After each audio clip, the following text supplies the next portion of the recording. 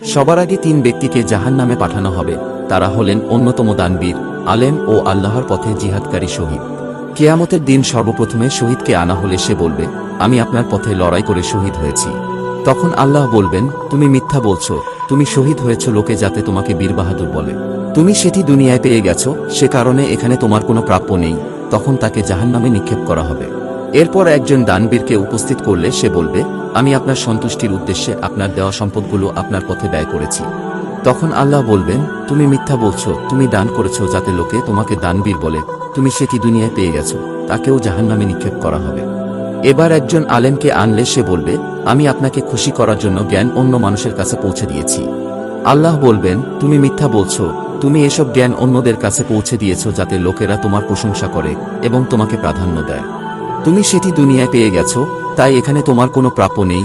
এরপর তাকেও জাহান্নামে নিক্ষেপ করা হবে।